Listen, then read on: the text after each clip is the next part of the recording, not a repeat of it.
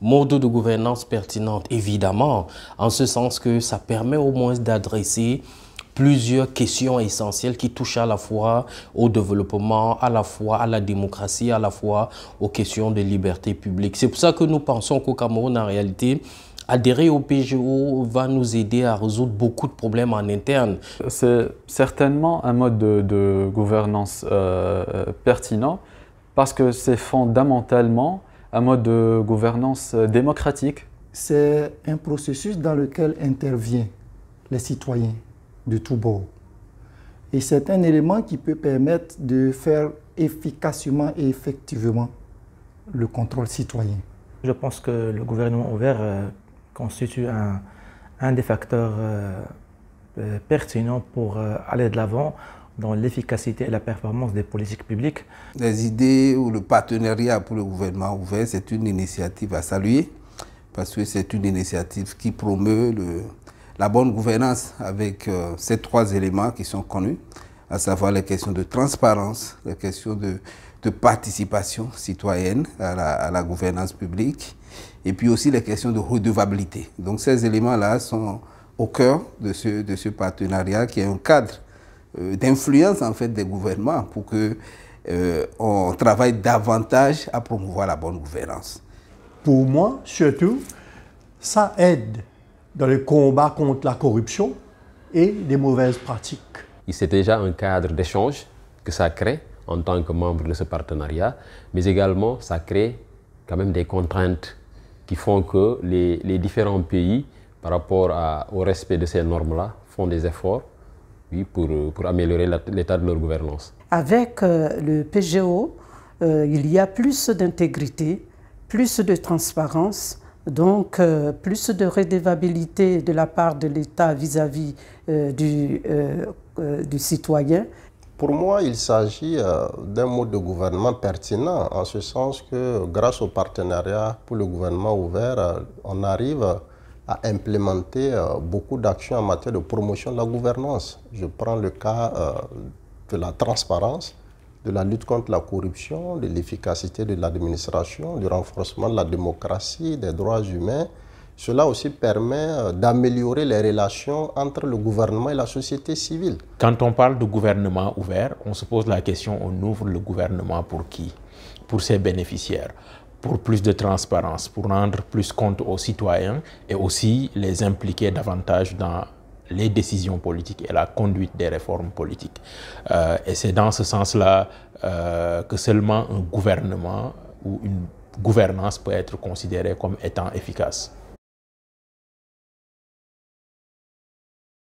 Les éléments sont là. Vous avez vu que les trois pôles, transparence, performance et redevabilité et même participation, ces éléments sont déjà un peu au rendez-vous, mais il faut préparer un test, un projet de loi d'accès à l'information qui va intégrer les bonnes pratiques qui sont connues au plan international et donc qui va donner la matière juridique pour fonder davantage le citoyen à exiger ses droits les plus légitimes pour induire davantage de bonne gouvernance dans la gestion des affaires publiques. On est en Afrique et le premier défi que les pays nous citent, c'est le défi financier.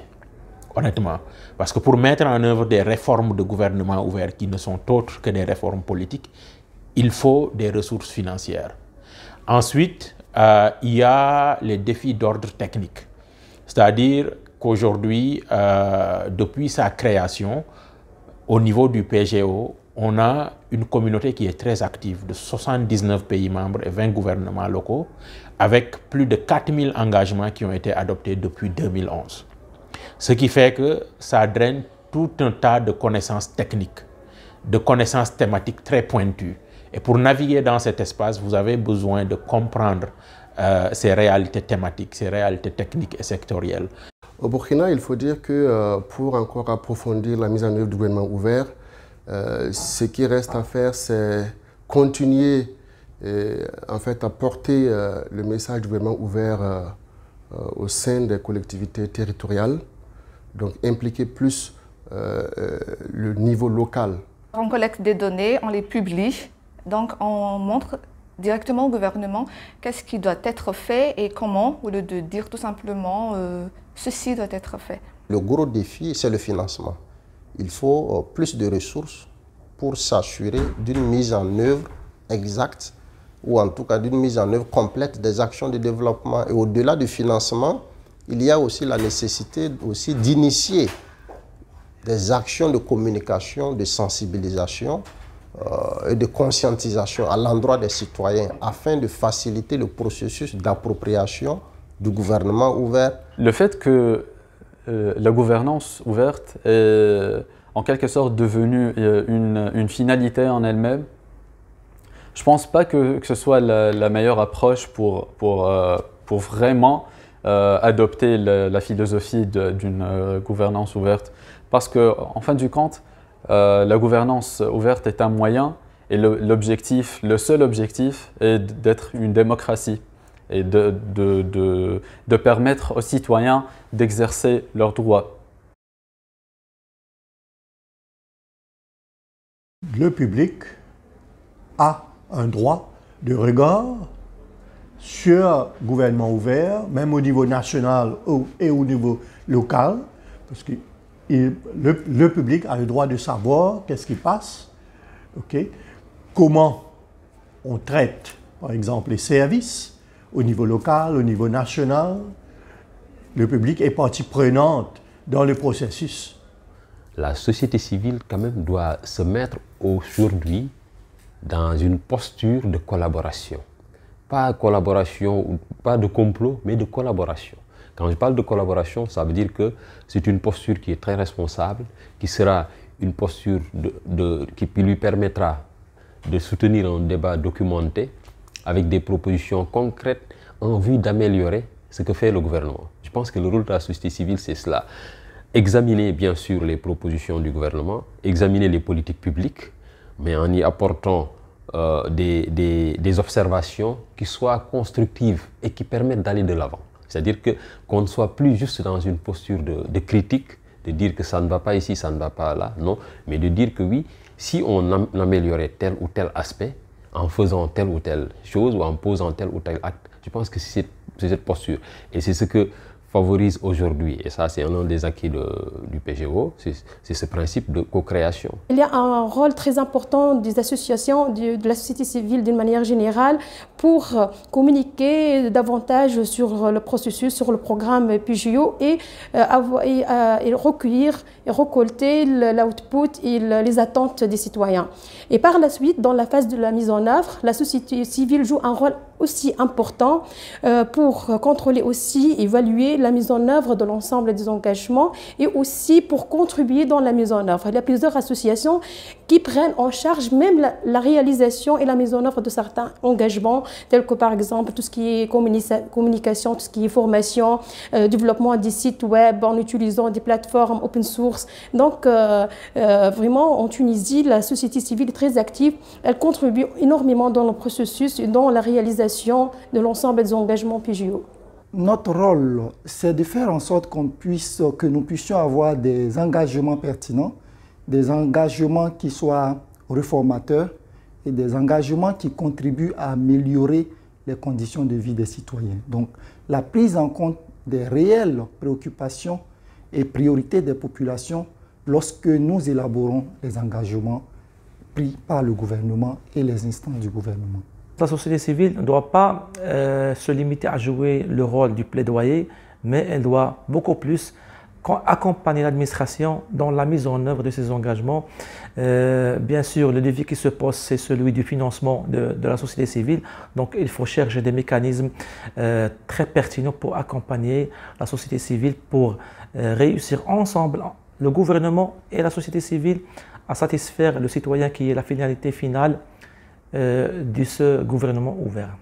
Et il ne faut pas qu'elle attende tout de l'État providentiel. L'État ne peut pas tout faire. Et l'État d'ailleurs, c'est qui? C'est nous tous. Donc la société civile doit pouvoir faire des propositions pertinentes. Et ces propositions, comme je l'ai dit tantôt, doivent être traduites en action par l'État pour un meilleur devenir du pays.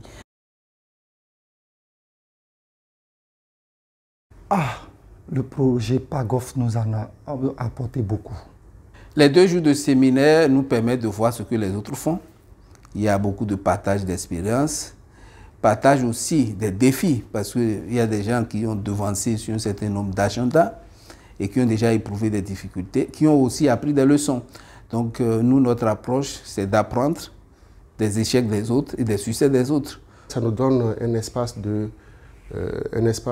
co-apprentissage avec les pairs, et avec la Côte d'Ivoire et la Tunisie, et maintenant avec d'autres pays tels que le Maroc et le Sénégal. Nous voulons apprendre des autres, et ça c'est aussi très important. Donc, nous voulons apprendre de l'expérience de pays comme la Côte d'Ivoire, la France, la Tunisie, le Maroc, ou même d'autres pays qui n'ont pas encore adhéré, mais qui ont développé de très bonnes initiatives pour promouvoir en tout cas l'ouverture des données et la participation du public dans la mise en œuvre des politiques publiques. Donc pour nous, ça c'est important.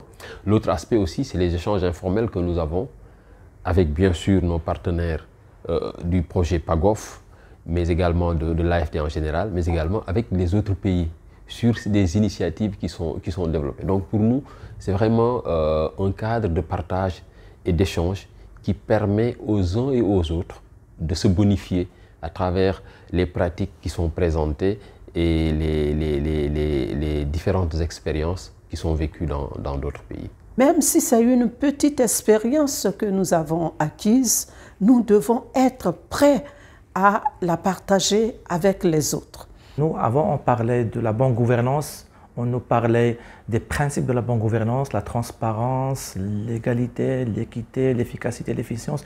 Mais comment implémenter et rendre opérationnels ces principes? Je pense que le gouvernement ouvert, c'est une opportunité meilleure qui va nous donner les instruments, les mécanismes, les outils pour concrétiser ces principes sur le terrain.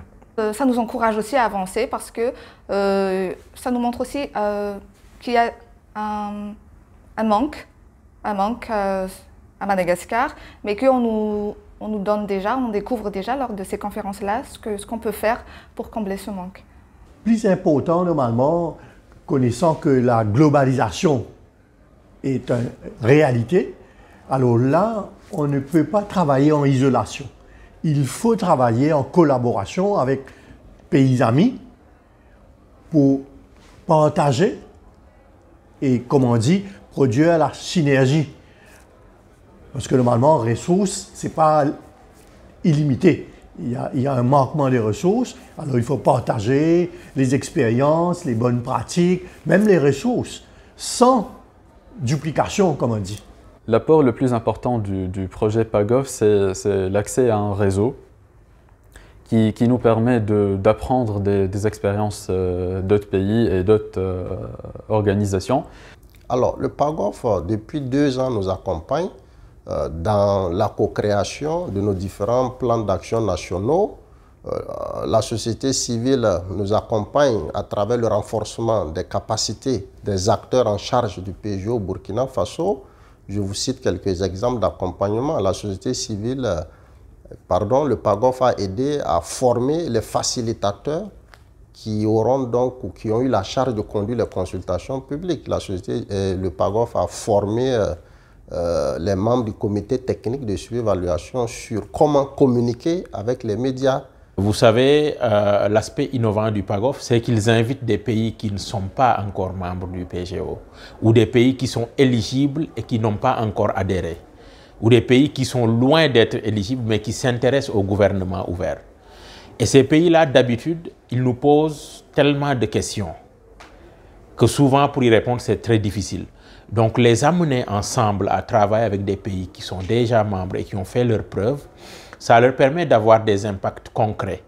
Non seulement qui peuvent renforcer leur envie de rejoindre le PGO, mais aussi qui les amènent à comprendre effectivement ce que le PGO peut apporter comme valeur ajoutée.